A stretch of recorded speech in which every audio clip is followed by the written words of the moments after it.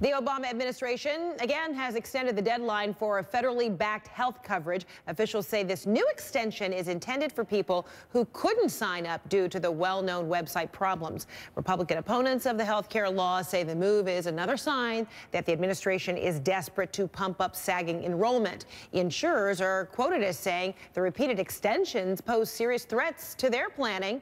With us now from Los Angeles, Andy Dean of American Now Radio. So, Andy, the White House says they had a surge of visitors yesterday, close to 2 million, in fact, to the healthcare website. They say the site held up, and they also say that they're turning things around. You disagree still? Well, I guess to answer that question, we have to look at the context of history, and that's over the past few months, over 5 million people have lost their health insurance in the individual marketplace. So all of these people have lost their coverage, so they have to go somewhere to find that coverage that was taken from them by the government. So to me, well, it's still not clear, though. It hasn't really been confirmed that those losses are all because of the government or because of this health care plan, because we know some insurers were going to be dropping people anyway, regardless of whether this plan were in place. But continue with your point. Right. Well, there's a minimum essentials package, and even, the Obama administration will admit that the 10 parts of the minimum essentials package included in, the individual marketplace has forced a lot of these people off their plans because catastrophe plans like I had are no longer viable in the Obama marketplace. So I was one of those 5 million people who was thrown off my coverage. And so, yeah, so there are a lot of people that are going to check out this website. People need coverage. But to me, a perfect analogy would be, imagine if the government said, hey, to 5 million people, you have to move out of your homes. And then all of a sudden, the government's going to start selling homes on an open exchange.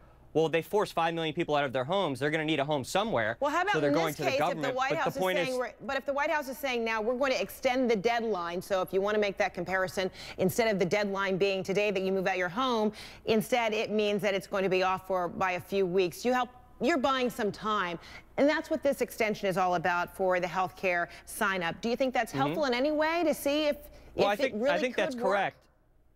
You are buying time, but the underlying issue is cost. So for myself, I had a catastrophe plan, and now in the Obama exchanges, my plan is 3 times more expensive. So whether I buy it on December 25th or on January 31st, the underlying cost of what I'm buying has skyrocketed, and that's going to devastate the middle class and everybody in the individual marketplace. So if by the end of March, this administration is unable to sign up 7 million, which has been the goal, what do you suppose should happen next?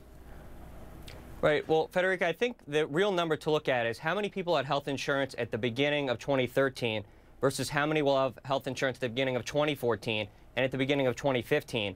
And my guess is that as time goes on, less and less people in America are going to have health coverage. And that, to me, is the ObamaCare paradox. So if less people are covered after all of this government intervention, it's clear that the program will have failed. And then what? Well, then it'll be up to the 2016 election. And so if Hillary steps in, what I think will happen is there'll be a government option, and we'll be more like England. We'll have a 2-tier system. People in the lower to middle class will have to wait for care, but it may be free if you can wait long enough and you don't die.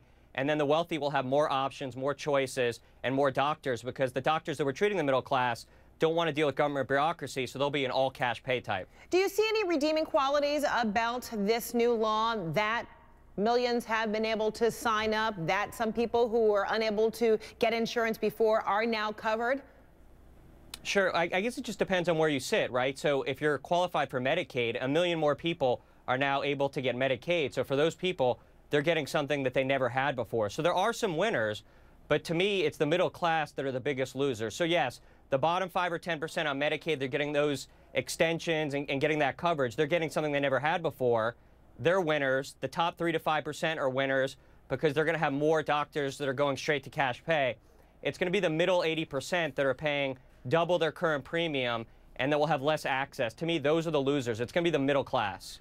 Andy Dean, thanks so much for your time. Happy holidays. Thanks so much. Merry Christmas. You too. Appreciate it. Okay.